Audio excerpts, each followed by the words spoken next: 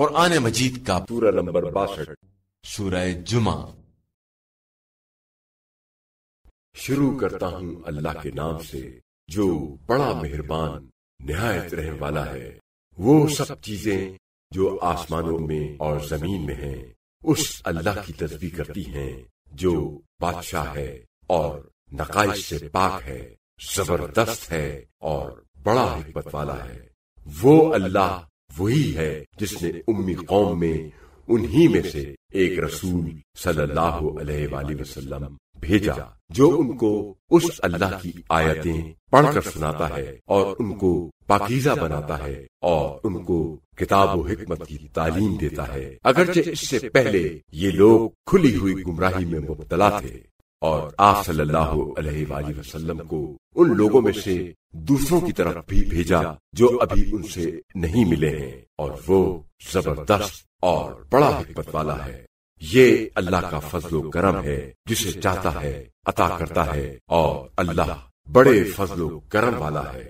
اور جن لوگوں یہود کو توریت کا حامل بنایا گیا مگر انہوں نے اس کو نہ اٹھایا، ان کی مثال اس گدھے کی سی ہے جس نے بڑی بڑی کتابیں اٹھائی ہوئی ہوں، اور کیا بری مثال ہے ان لوگوں کی جنہوں نے اللہ کی آیتوں کو جھٹلایا۔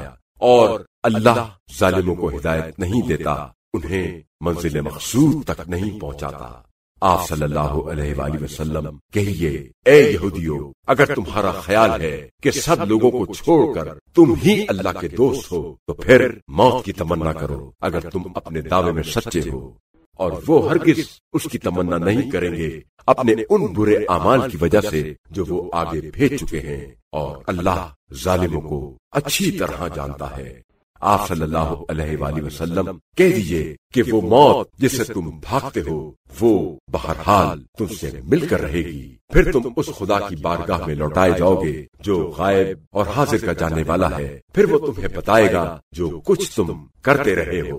اے ایمان والو، جب تمہیں جمعے کے دن والی نماز کے لیے پکارا جائے، اس کی اذان دی جائے تو اللہ کے ذکر نماز جمعہ کی طرف تیز چل کر جاؤ اور خرید و فروخت چھوڑ دو، یہ بات تمہارے لیے بہتر ہے اگر تم جانتے ہو۔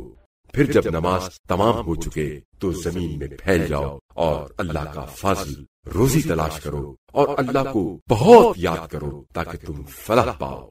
اور کئی لوگوں کی حالت یہ ہے کہ جب کوئی تجارت یا کھیل تماشا دیکھتے ہیں تو اس کی طرف دوڑ پڑتے ہیں اور آپ صلی اللہ علیہ وآلہ وسلم کو کھڑا ہوا چھوڑ دیتے ہیں۔